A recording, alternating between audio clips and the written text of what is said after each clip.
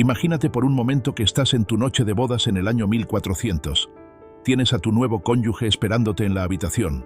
Tienes ganas de intimidad y tienes aproximadamente 14 días para estudiar el manual de 847 páginas que la Iglesia ha publicado sobre exactamente qué puedes y no puedes hacer en la cama, porque resulta que en el mundo medieval tener relaciones sexuales no era simplemente un acto entre dos personas, era un procedimiento religioso regulado más estrictamente que una ceremonia papal, donde cada posición, cada momento y cada pensamiento estaba catalogado como santo o pecaminoso. Bienvenidos al mundo del sexo medieval, donde la Iglesia Católica había convertido el acto más íntimo de la experiencia humana en un código legal tan complejo que requerías un teólogo para navegar una noche romántica sin condenarte accidentalmente al infierno eterno. Hoy vamos a explorar uno de los aspectos más fascinantes y perturbadores de la vida medieval, los 5 actos sexuales que la Iglesia no solo permitía, sino que activamente fomentaba, y los 5 actos que consideraba tan pecaminosos que podían resultar en excomunión, tortura y muerte. Un sistema de regulación sexual tan detallado y controlador que hacía que el sexo matrimonial se sintiera como caminar por un campo minado moral, donde un paso en falso podía destruir tu alma para la eternidad. Prepárate para descubrir por qué los confesores medievales necesitaban manuales especializados para interrogar a las parejas sobre su vida íntima. ¿Por qué ciertos días del año hacer el amor con tu propio esposo era considerado un crimen grave? ¿Y por qué las posiciones sexuales tenían clasificaciones morales tan específicas que los teólogos debatían durante horas sobre la santidad relativa de diferentes ángulos de penetración? Porque después de esta historia, entenderás por qué la represión sexual medieval no solo controlaba cuerpos, sino que modelaba sociedades enteras a través del terror íntimo más elaborado jamás concebido por una institución religiosa. Comencemos con algo que va a cambiar completamente tu perspectiva sobre el matrimonio medieval, los 5 actos sexuales que la Iglesia no solo permitía, sino que consideraba virtudes matrimoniales que garantizaban la salvación del alma y el favor divino. Pero aquí viene la parte que te va a dejar boquiabierto. Estos actos permitidos eran tan restrictivos y específicos que convertían el sexo matrimonial en una experiencia completamente mecánica y deshumanizada. Primer acto permitido: el acto procreativo puro. La única forma de sexo completamente aprobada por la Iglesia era lo que llamaban el acto procreativo puro, posición misionera en la oscuridad total, con el propósito exclusivo de crear hijos realizado sin placer por parte de ninguno de los cónyuges y completado lo más rápidamente posible para minimizar el tiempo dedicado a la carne pecaminosa. Los manuales matrimoniales especificaban que el hombre debía penetrar a su esposa con propósito procreativo solemne, sin caricias preliminares, sin besos apasionados y sin ningún movimiento que pudiera ser interpretado como búsqueda de placer. La mujer debía permanecer completamente pasiva con los ojos cerrados, rezando durante todo el acto para santificar el proceso reproductivo. Los registros del arzobispado de Canterbury contienen cartas donde los confesores elogiaban a parejas que habían logrado concebir sin pecado a través de este método. Una carta de 1456 felicita a una pareja noble por haber cumplido el deber procreativo con pureza tal que ni el hombre ni la mujer experimentaron corrupción carnal durante la concepción de su heredero. Pero aquí viene lo que realmente te va a aterrorizar: este acto tenía que ser documentado. Las parejas tenían que confesar los detalles específicos de cada encuentro sexual a sus confesores, quienes llevaban registros detallados para asegurar que se mantuviera la pureza procreativa. Los archivos de la Catedral de Toledo contienen miles de estos registros íntimos, documentando no solo la frecuencia, sino también la duración exacta, las palabras pronunciadas y el nivel de placer experimentado. Segundo acto permitido: el débito marital sagrado. La Iglesia reconocía que los esposos tenían derecho a exigir sexo de sus cónyuges para prevenir el adulterio, pero este débito marital tenía reglas tan específicas que convertían la intimidad en una transacción legal. El cónyuge que debía el sexo tenía que cumplir con obediencia santa, mientras que el cónyuge que lo exigía tenía que hacerlo con autoridad divina.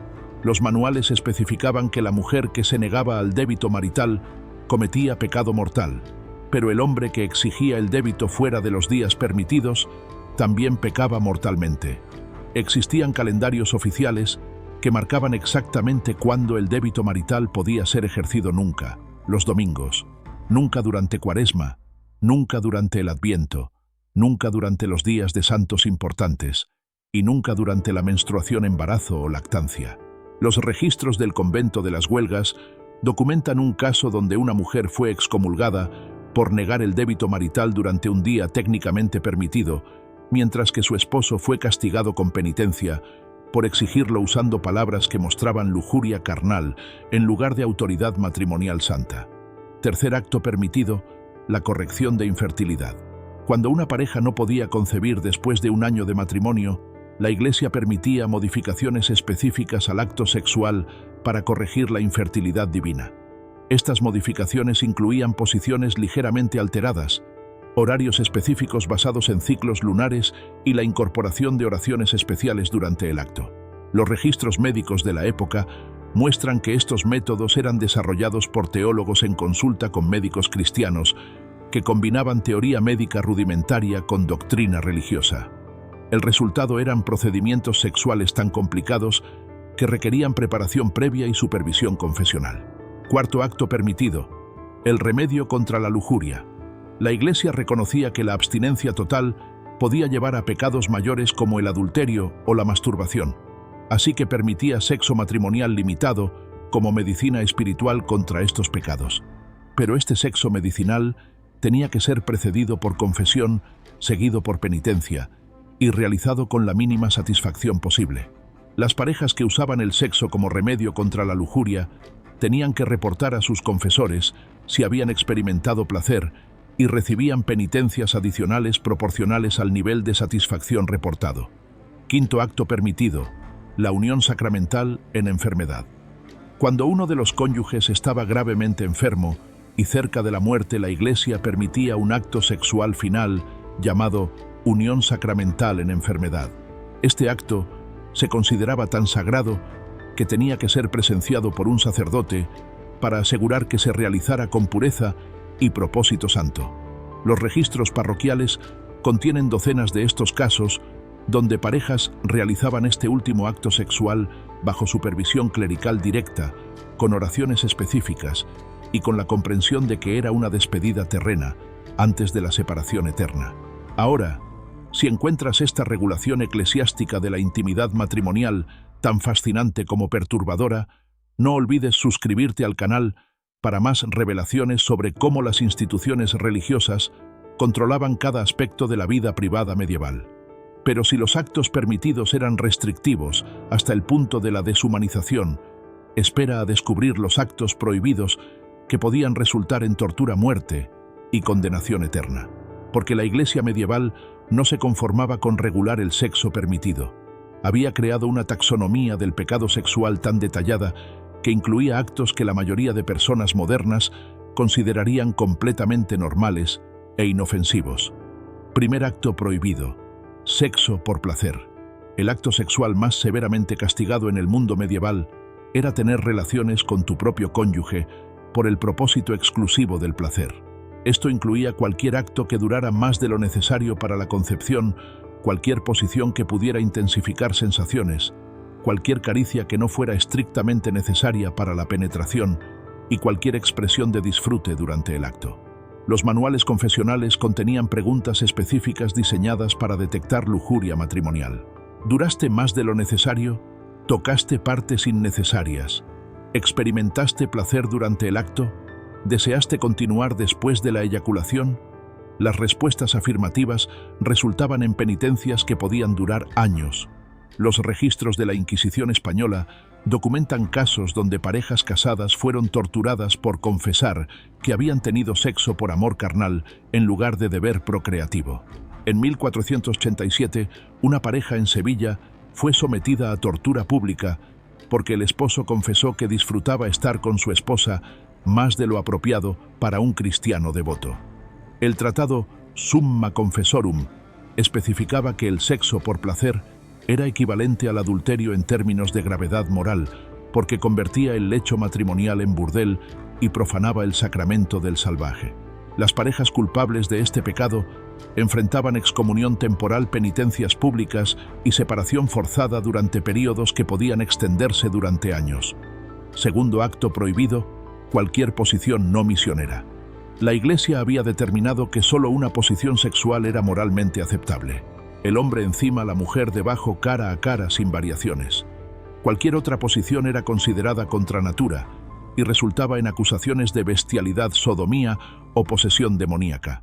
Los registros judiciales están llenos de casos donde parejas fueron arrestadas por actos contra natura que resultaron ser simplemente posiciones sexuales alternativas. La posición donde la mujer estaba encima era considerada especialmente pecaminosa porque invertía el orden divino y permitía que la mujer usurpara la autoridad masculina. En 1453, los archivos del Tribunal Eclesiástico de París documentan el caso de una pareja que fue condenada a muerte por sodomía matrimonial cuando confesaron haber usado posiciones donde el hombre penetraba a la mujer desde atrás. Fueron ejecutados públicamente como advertencia a otras parejas sobre las consecuencias de la innovación sexual pecaminosa. Los teólogos habían desarrollado teorías elaboradas sobre por qué ciertas posiciones eran pecaminosas.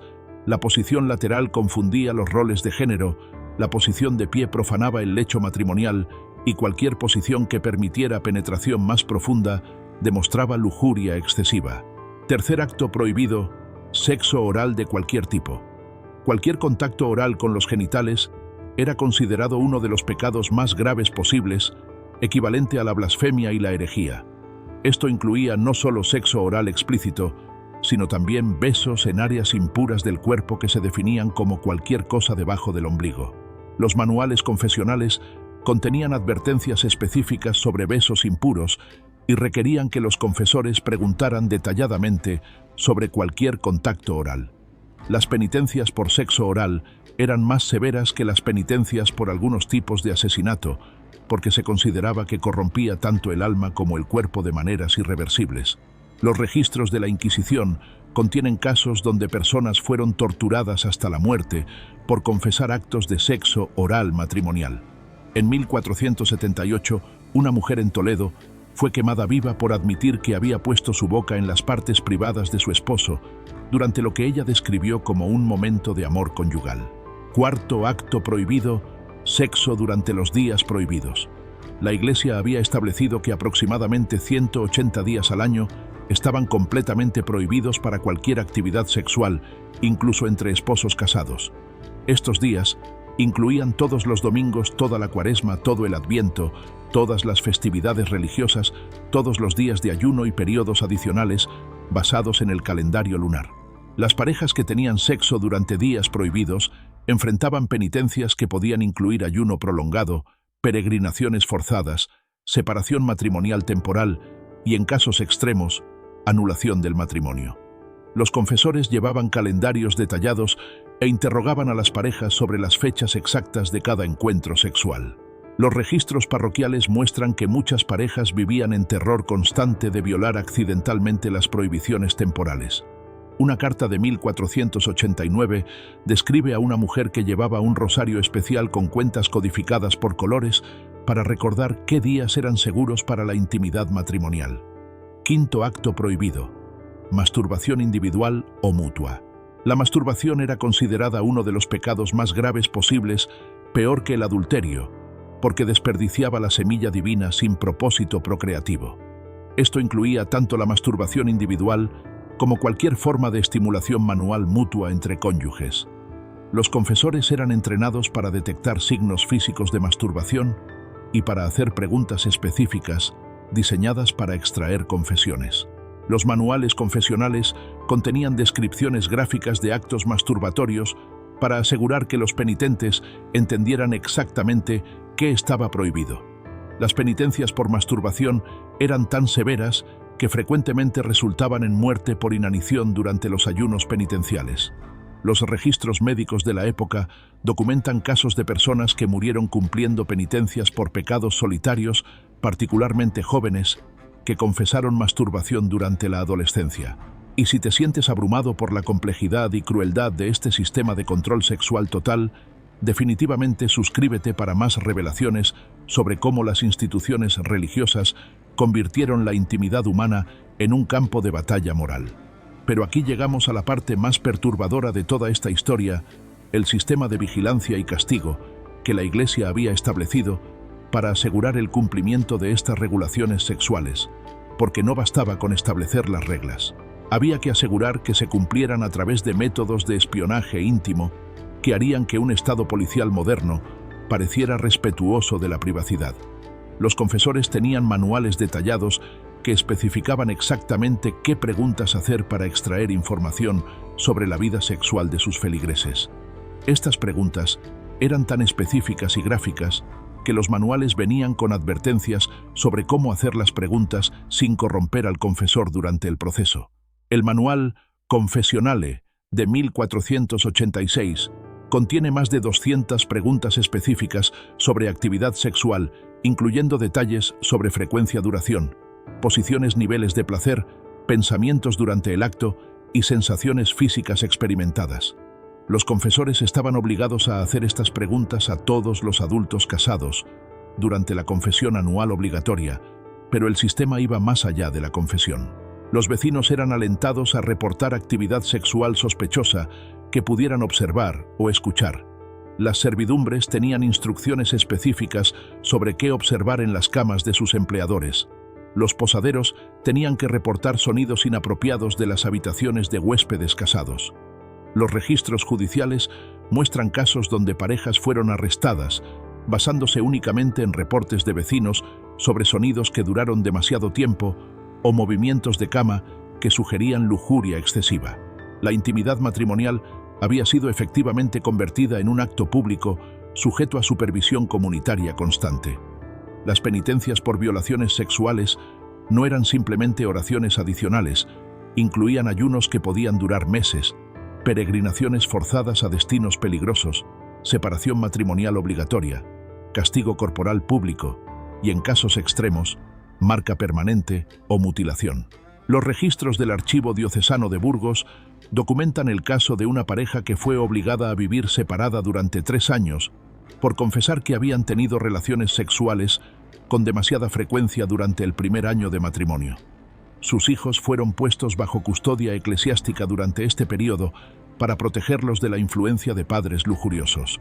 Pero quizás lo más devastador era el impacto psicológico de vivir bajo este sistema de control sexual total. Las parejas desarrollaban terror hacia su propia sexualidad, ansiedad crónica sobre cada aspecto de su vida íntima y, frecuentemente, disfunción sexual completa causada por el miedo constante al castigo. Los diarios personales de la época revelan matrimonios destruidos por la paranoia sexual. Una mujer noble escribió en 1467: «Mi esposo y yo nos acostamos cada noche como extraños aterrados, contando cada movimiento, cronometrando cada momento, preguntándonos si lo que sentimos es amor santo o lujuria condenable. Hemos convertido nuestro lecho matrimonial en una cámara de tortura psicológica donde el placer es evidencia de pecado y la frialdad es evidencia de virtud». Los efectos de este sistema se extendían mucho más allá de las parejas individuales. Generaciones enteras crecieron con conceptos completamente distorsionados de sexualidad, intimidad y amor. La represión sexual sistemática creó sociedades donde la crueldad se normalizó, donde el control autoritario se aceptó como natural y donde la humanidad básica se consideró sospechosa. Los estudios históricos muestran correlaciones directas entre la intensidad de la represión sexual religiosa y la prevalencia de violencia social, guerras civiles y sistemas políticos autoritarios. Las sociedades que más estrictamente regulaban la sexualidad privada también tendían a ser las más brutales en sus políticas públicas. Y aquí llegamos a la reflexión más importante de toda esta exploración. Este sistema de control sexual medieval no era simplemente sobre sexo, era sobre poder total, el poder de una institución para controlar los aspectos más íntimos y privados de la experiencia humana. Al regular cada aspecto de la sexualidad matrimonial, la Iglesia había logrado algo que ningún gobierno político había intentado antes: control total sobre la vida privada de cada individuo. Si una institución podía dictar cómo, cuándo y por qué las personas podían tener intimidad con sus propios cónyuges, entonces no había límites a su autoridad. Este control sexual era la base de todos los demás controles sociales. Una población que había aprendido a reprimir sus instintos más básicos por miedo al castigo divino, era una población que podía ser controlada de cualquier manera que la autoridad religiosa considerara conveniente. Los registros históricos muestran que las sociedades con mayor represión sexual también tenían mayor obediencia política, mayor aceptación de la desigualdad social y menor resistencia a políticas autoritarias. El control sexual era la herramienta definitiva de control social. Así que ahí lo tienes: 5 actos sexuales que la Iglesia medieval permitía bajo condiciones tan restrictivas que convertían la intimidad en procedimiento médico, y 5 actos que prohibía tan severamente que su práctica podía resultar en tortura y muerte. Un sistema de regulación sexual tan total y invasivo que hacía que la vida privada fuera imposible y la intimidad genuina fuera un acto de rebelión. Este no era simplemente un sistema de moralidad religiosa, era un experimento masivo en control social a través de la represión sexual, diseñado para crear poblaciones completamente sumisas a la autoridad institucional a través del terror íntimo. La próxima vez que alguien hable nostálgicamente sobre los valores tradicionales o la moralidad del pasado, recuerda que esos valores incluían sistemas de control sexual que convertían el amor matrimonial en una transacción legal sujeta a supervisión constante y castigo brutal. Recuerda que la libertad sexual que damos por sentada hoy, la capacidad de ser íntimos con nuestras parejas sin miedo al castigo religioso, fue ganada a través de siglos de lucha contra instituciones que consideraban el placer humano como evidencia de corrupción moral. Y recuerda que proteger estas libertades íntimas requiere vigilancia constante, porque la historia nos muestra que las instituciones autoritarias siempre buscan primero controlar la sexualidad como forma de establecer control total sobre la vida humana. Ahora, si me disculpan, voy a apreciar el hecho de que puedo tener intimidad con mi pareja sin tener que consultar un manual teológico, sin cronometrar la duración para evitar la condenación eterna y sin preocuparme de que mis vecinos reporten mis sonidos inapropiados a las autoridades religiosas. Porque después de sumergirnos en esta pesadilla histórica de control sexual institucionalizado, creo que todos podemos estar profundamente agradecidos de vivir en una época donde la intimidad es un derecho privado, no un acto público sujeto a regulación religiosa detallada. Y si llegaste hasta el final de esta revelación tan perturbadora como iluminadora sobre el control sexual medieval, cuéntanos en los comentarios desde qué país nos sigues. Nos fascina saber, date estas verdades sobre la regulación histórica de la intimidad humana, están llegando a personas de todo el mundo que valoran tanto como nosotros la importancia de proteger la libertad personal contra el control institucional autoritario.